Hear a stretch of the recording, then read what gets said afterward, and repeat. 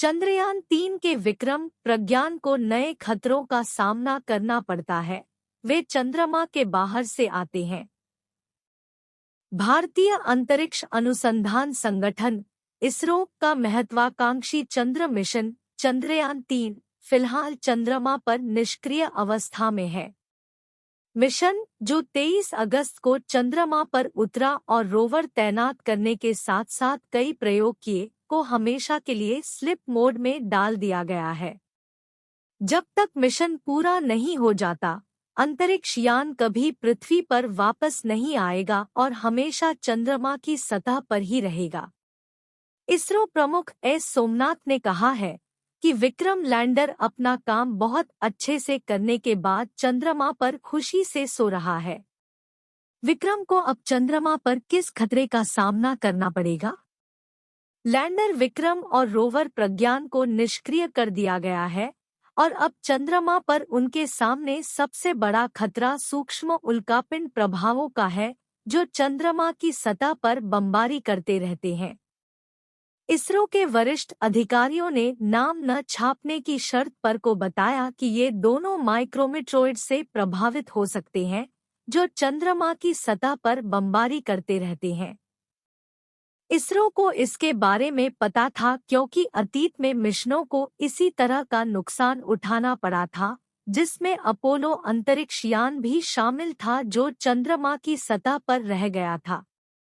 Manipal centre for natural sciences के professor और निदेशक डॉक्टर पी श्रीकुमार ने बताया कि चूंकि चंद्रमा पर कोई वायुमंडल या ऑक्सीजन नहीं है, इसलिए अंतरिक्ष यान के क्षरण का कोई खतरा नहीं है। हालांकि जो देखा जाना बाकी है वह सूक्ष्म उल्कापिंड प्रभाव है, जो लंबी चंद्र रात के ठंडे तापमान के अलावा अंतरिक्ष यान को और नुकसान पहुंचा सकते हैं। उन्होंने कहा, चंद्रमा पर कोई वायुमंडल नहीं होने के कारण सूर्य से लगातार विकिरण बमबारी भी हो रही है। इससे कुछ नुकसान भी हो सकता है।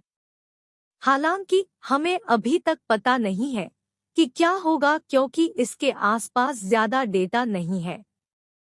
चंद्रमा की धूल भी लैंडर और रोवर की सतह तक पहुंच जाएगी। पृथ्वी की धूल के विपरीत चंद्रमा पर हवा की अनुपस्थिति के कारण चंद्रमा की धूल सामग्री से चिपक सकती है।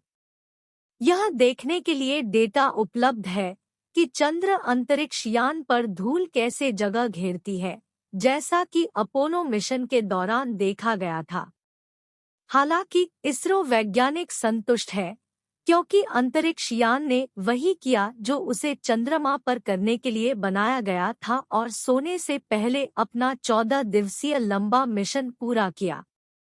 मिशन का प्राथमिक उद्देश्य चंद्रमा के दक्षिणी ध्रुवीय क्षेत्र का पता लगाना था, जो पानी की बर्फ से समृद्ध क्षेत्र है, जो संभावित रूप से ऑक्सीजन, ईंधन और पानी का स्रोत हो सकता है।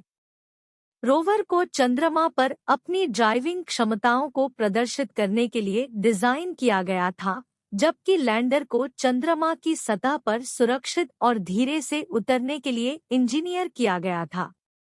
रोवर ने दक्षिणी ध्रुव के पास चंद्रमा की सतह पर सल्फर की मौजूदगी की पुष्टि की, जिसे वैज्ञानिकों ने महत्वपूर्ण माना है।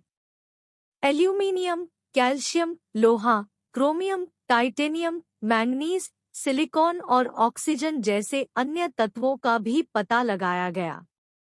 सल्फर के अलावा रोवर ने चंद्रमा की सतह के नीचे भूकंप को मापने के लिए डिजाइन किए गए उपकरण का उपयोग करके भूकंपीय गतिविधि का पता लगाया।